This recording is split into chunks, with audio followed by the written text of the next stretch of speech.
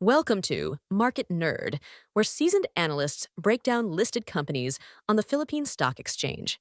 Don't forget to like, subscribe, and hit the bell to get the latest developments and investment ideas in the financial markets. Let's dive in.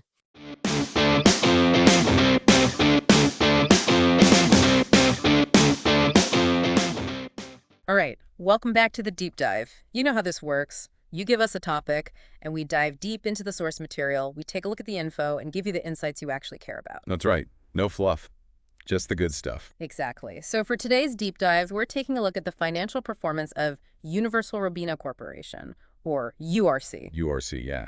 You wanted to know how their financials have been changing over the past couple of years, so. We're going to be looking at their financial statements, comparing 2024 to 2023, and where we have the data.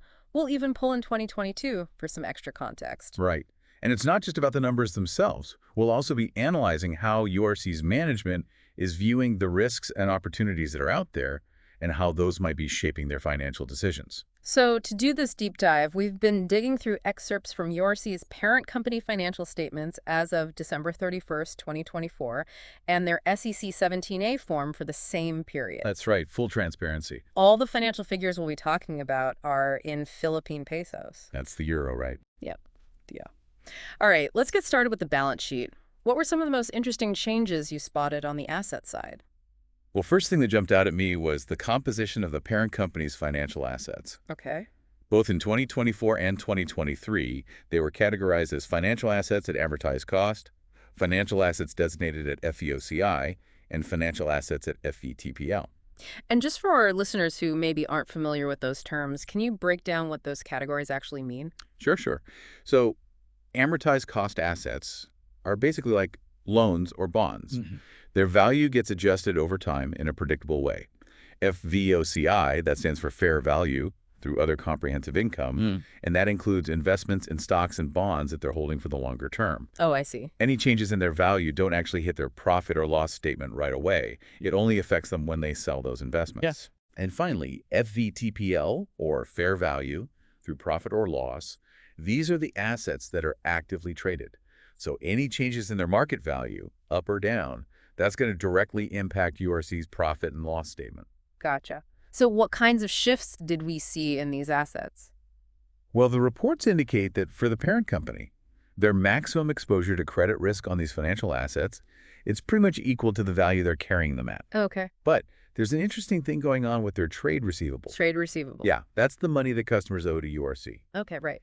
So the total amount owed, it actually went down from $14.8 billion in 2023 to $13.0 billion in 2024. So they were owed less. Exactly. But here's the interesting part. The portion of that debt that's secured by collateral, standby letters of credit to be specific, that went up. Oh, how so? It rose from $3.1 billion to $4.4 billion. Huh. So overall, less money was owed to them, but a larger chunk of what they were still owed, that was more secure. I see. So they were being a bit more careful. It seems that way. Yeah. It could be a more cautious approach to giving out credit, or maybe just a more strategic one. Yeah, makes sense. What else did you notice in the assets section? There's also mention of biological assets. Biological. Yeah, which for URC probably means livestock, because they have that agro-industrial side to their business. Right. These assets, they're valued based on what they could be sold for in the market, minus any costs to sell them, of course. Makes sense. Their land holdings, that's a bit more straightforward. Okay.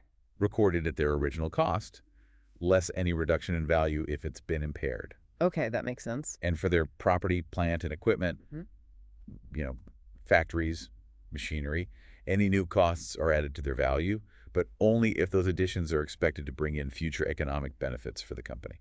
Okay, so they're being smart about how they value their assets. Definitely. Now, what about those less tangible assets, like trademarks and such? Yeah, what about those? Well, it looks like by the end of both 2024 and 2023, the intangible assets that had a limited useful life, those mainly consisted of trademarks that had already been fully amortized. They were basically written off. Okay. Plus some software costs. Now, when you zoom out and look at the consolidated financial statements, those include all of URC's subsidiaries. Right. Their total assets, those actually dipped a bit. Oh, really? By how much? From $180.302 billion in 2023, down to $178.688 billion in 2024. So a slight decrease. Yeah, just a small decrease overall. Did we get a closer look at the specifics of their physical assets, like on a consolidated level? Yeah, we did. For the consolidated group, they gave a breakdown of their property, plant, and equipment as of the end of 2023. Okay. The total net value of that, over $39.5 billion. Wow, that's quite a bit. Yeah, it is. And they broke it down even further. Land improvements, buildings, machinery, equipment. Yeah. It gives you a real sense of the scale of their operations. Yeah, definitely. All right, let's switch gears and move to the other side of the balance sheet, liabilities. Okay, sure. What were some of the biggest changes or just interesting points you noticed there? So one thing that's pretty standard for most companies is how they handle lease obligations. They record those at the present value of their future lease payments. Right, right. But URC has a more specific practice. They use trust receipt agreements. Trust receipt agreements. I'm not familiar with those. So basically, it's where inventory is released to the parent company, Okay. and the amount they owe for that inventory is about the same as the value they recorded at. I see. And we saw that these trust receipts payable, they actually decreased They went down. from $10.2 billion in 2023 to $8.0 billion in 2024. Oh, okay. And the interest expense that goes with those trust receipts, that also went down during this period. Interesting. Yeah, from $677.4 million to $541.5 million, which probably makes sense since they had a lower outstanding balance. Right, less to pay interest on. Did any other liabilities stand out to you? The report also talked about their future minimum rental payments that they're obligated to make, for those non-cancelable operating leases. Oh, okay. Looking at what's due over the next 5 years and beyond, there was a general downward trend in these commitments. A downward trend. Yeah, from 2022 to 2023 to 2024. It might mean that they're trying to reduce their long-term lease obligations strategically. That could be smart. All right, now let's take a peek at the equity section. Any big shifts there? So for the parent company itself, the number of shares they've issued, that stayed the same. In both 2024 and 2023, it was 2,230,160,190 shares. Wow, that's a lot of shares. Yeah, it is. But the number of shares that are actually out there in the market, the outstanding shares that actually went down in 2024. Oh, okay. How come? Well, it went from 2,177,422,968 in 2023 to 2,149,196,818 in 2024. So what caused that decrease? It's because the company bought back some of its own shares. Ah, so they're basically taking some of their shares off the market. Exactly. Interesting strategy. What about their paid-up capital? Paid up capital, that includes the common stock value and any extra amounts shareholders paid above that face value. Okay. And that remained unchanged for the parent company in both years, totaling $23,422,134,732. So it seems like no new shares were issued during this time. Seems that way, yeah. Now, dividends are always a big topic for shareholders. Absolutely. What did the report say about those? So the parent company, they declared dividends on their common stock in both 2024 and 2023. Okay, so they're consistent with that. Yeah. In 2024, they had 2 dividend payments. Yeah. Both at 1.90 per share, one in March and one in August. Right. Now, in 2023, they did the same thing, 2 payments. But it was 1.50 per share in March and a bit higher in August, 2.12 per share. Oh, interesting. So they kept the same number of dividend payments, but that August 2024 dividend, it was a little lower than the August 2023 one. Huh, so a slight dip there. Yeah. Of course, the total amount they paid out in dividends each year, that depends on the per share amount and how many outstanding shares there are. Right, of course. Now, for a broader view of their equity, what did we find in those consolidated statements? So the SEC 17A filing, it actually points us to the consolidated statements of changes in equity. They say that's a key statement to understand the changes in the group's equity over the 3 years leading up to December 31st, 2024. Okay. That statement, it captures everything, net earnings, dividends paid out, any other transactions that affected their equity across all of URC's different parts. All right, so a really comprehensive look at their equity picture. Now let's switch gears again and dive into the income statement. It's good. We'll be looking at how their overall financial performance has been shifting over the past few years. Okay, so taking a look at those consolidated income statement numbers from the SEC 17A, we can see that their revenues actually went up in 2024. Oh, that's good news. They reached $161.867 billion. And what was it in 2023? It was $157.752 billion in 2023. Okay, so a decent increase. They're bringing in more money. But what about their profitability? Well, here's where things get a little more complicated. Oh, Even though the revenue increased, their operating income, which is also called EBIT, that actually went down in 2024. really? Yeah, fell to 16.652 billion, down from 17.389 billion in 2023. So they're making more money but actually making less profit? Well, the report gives us some reasons for this. They had higher expenses, particularly in advertising and promotions, security services, and contracted services, and personnel expenses went up too. So even though they sold more, their costs went up even faster. Yeah, that's right. It's not just about selling more, it's about what it costs you to do it. Makes sense. Did this trend continue down to their bottom line, like their net income? Yep. We see a similar pattern with their EBITDA. That declined too in 2024 to 21.621 billion from 23.750 billion in 2023. EBITDA. What is that again? It's earnings before interest, taxes, depreciation, and amortization. Right. Thanks. And their net income, which is the profit after all expenses and taxes, that also went down a little bit. It was 12.354 billion in 2024 compared to 12.705 billion in 2023. So they grew their sales, which is great, but their profitability took a hit. So it's not always as simple as just increasing sales, right? Exactly. You got to watch those costs. The report mentions some specific income statement items that changed by 5% or more in 2024 compared to 2023. What were those big swings? So selling and distribution costs, those went up quite a bit, And why was that? mostly because of that higher spending on advertising and promotions that we just talked about. Oh, okay, right. Makes sense. And general and administrative expenses, those also increased, primarily because they had more costs for contracted services. Okay. And on the flip side, were there any decreases? Yeah, they actually had a big decrease in the gains they made from the market valuation of their financial instruments, specifically the ones held at FVPPL. Oh, interesting. So some of their investments didn't do as well this year. It seems that way. Some of those actively traded investments didn't perform as well in 2024 compared to 2023, which ended up impacting their overall profitability. Were there any other big movers within those items that changed by a lot? Yeah, they had a significant increase in their net loss after tax from their discontinued operations. Oh, that's not good. What caused that? That was specifically tied to an impairment loss on their property, plant, and equipment in China. China. So they're having some trouble there. Well, it suggests that maybe they're facing some challenges, or maybe there's a strategic shift happening in their Chinese operations. Okay, They had to write down the value of some of their assets there. I see. Anything else worth noting? Well, the parent company's sales in currencies, other than the Philippine peso, those are still a pretty small part of their total revenue. Okay. But they did see a little increase from 0.8% in 2023 to 1.0% in 2024. So a little more exposure to foreign currency. A little bit, yeah. But what's interesting is that the estimated impact of a 5% change in the USD-PHP exchange rate, that actually went down in 2024 compared to 2023. So they're a bit less sensitive to the dollar now. Yeah, it seems like they've reduced their sensitivity to fluctuations in that exchange rate, Okay, that's good. Now let's move on to the cash flow statement. right? What were the most important movements in their cash inflows and outflows? Well, the SEC filing actually tells us to look at the consolidated statements of cash flows for the 3 years ending on December 31st, 2024. That's where we get the full picture of how URC generated and used its cash. Makes sense. Now, if we look at the non-cash investing activities for the parent company, we can see they invested in joint ventures. Okay, In 2024, that investment was $20.25 million. not too bad. But in 2022, it was much bigger, over $380 million. Wow, quite a jump. Yeah. And interestingly, there was no such investment in 2023.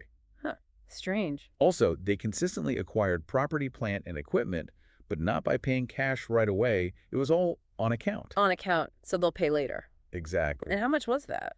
Both in 2024 and 2023, it was around 1.7 billion and 1.8 billion, respectively. So they're investing in their physical assets, but deferring the actual cash outflow. I see. That's smart. Anything else about their cash flow that we should highlight? Yeah, they have a supplemental disclosure in the report. It gives more details about the changes in their short-term debt, specifically the changes that came from their financing activities. Okay, so it helps us see how their short-term borrowing impacted their overall cash situation. Exactly. Now, let's take a step back from the numbers themselves and look at the bigger picture. What were some of the key business risks that URC's management identified in their report? Okay, well, they highlighted several major risks that the company and its subsidiaries are facing. Okay, what were some of the big ones?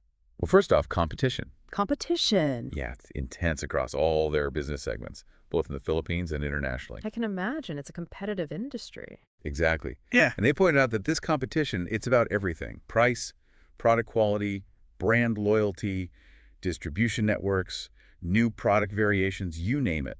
So they're really feeling the pressure from all sides. What other risks did they point out? Well, another big one is their dependence on raw materials. Raw materials, so like ingredients and stuff. Yep, things like that. They really emphasize the need for a steady and reliable supply of both imported and local materials. Okay. And they're also concerned about price volatility, how much those prices can swing up and down. Makes sense. To deal with that, they talked about finding alternative suppliers and using pricing strategies to kind of absorb some of those price fluctuations. So they're trying to be proactive about it. Absolutely. Makes sense. What else? Another huge concern is food safety. Oh, yeah, that's a big one, especially for a food and beverage company. Right. They know any contamination, whether it's real or even just perceived, Yeah. could have a massive negative impact on their business. Of course. So what are they doing about it? Well, they talked about all the work they're doing in research and development, their strict quality control processes, and how they're making sure to follow all the relevant regulations. So they're taking it seriously. Definitely. Another important risk is protecting their intellectual property rights. Ah, trademarks, patents, that sort of thing. Exactly. And this is particularly critical for their branded consumer foods segment. That part of their business brings in a significant portion of their sales. Right, that's their bread and butter. Pun intended. They're really focused on safeguarding their trademarks, patents, and licenses. Yep. And then there's the risk that comes with being in the Philippines, the Yeah. weather. Oh, yeah, the typhoons, right? Yep. Natural disasters, especially typhoons, they can have a huge impact on their sugarcane milling operations, the availability of their raw materials, and just their costs overall. Makes sense. So how do they try to manage that risk? They mentioned inventory management as one way to soften the blow. Yeah, that's smart, having a buffer.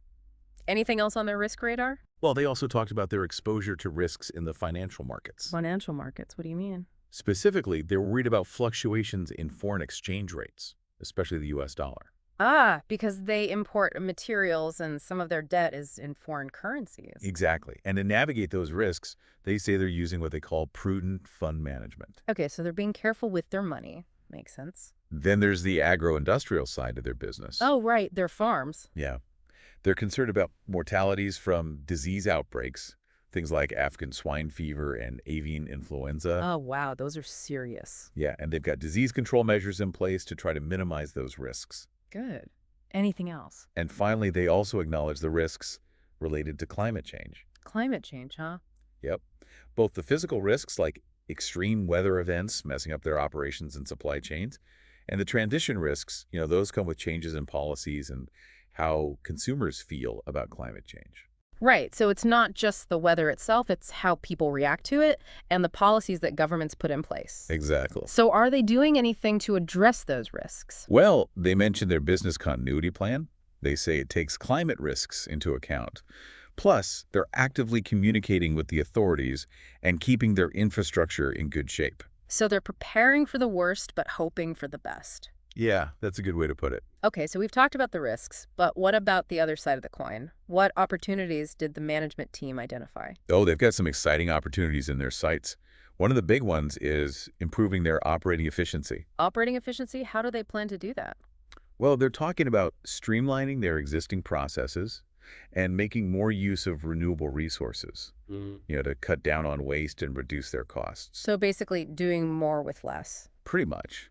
And they also see a lot of potential in technology, specifically leveraging artificial intelligence and machine learning. AI and machine learning, those are hot topics right now. Yeah, for good reason. URC thinks they can use these technologies to save money and make their operations more effective. Makes sense. Anything else on the opportunity front? Another key area is expanding into emerging markets. Oh, so like going global. Well, they're specifically focusing on the ASEAN region, but they're open to exploring new markets too. So expanding their reach, capturing new customers. That's the idea.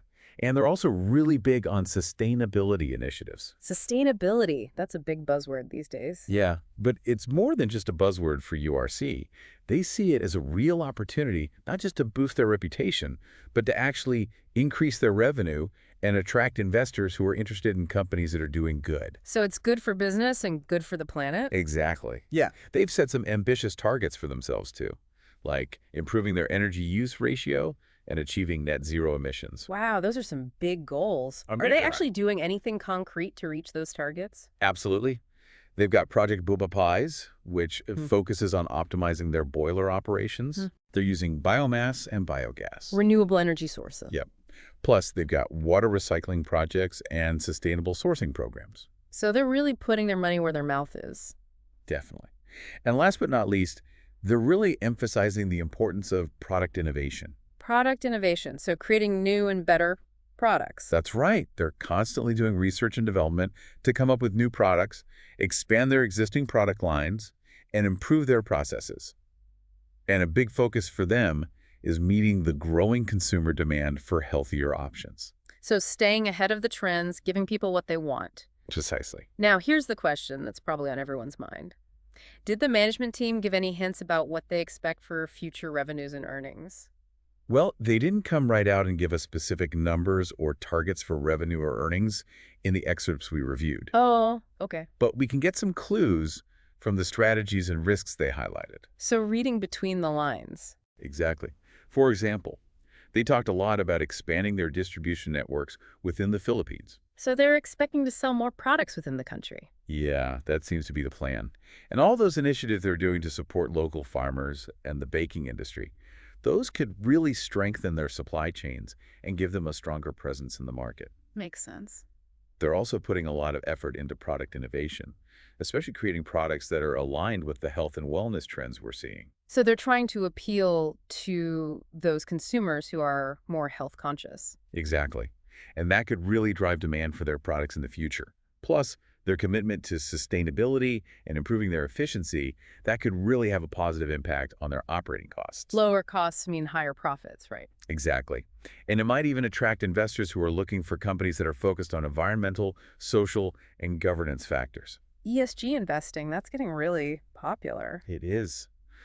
But of course, we can't forget about those risks they identified. The competition, the fluctuating raw material prices, all those external factors. Right. Those could definitely impact their future profitability. So while they didn't give us specific numbers, we can kind of get a sense of where they're headed based on their overall strategy. Exactly.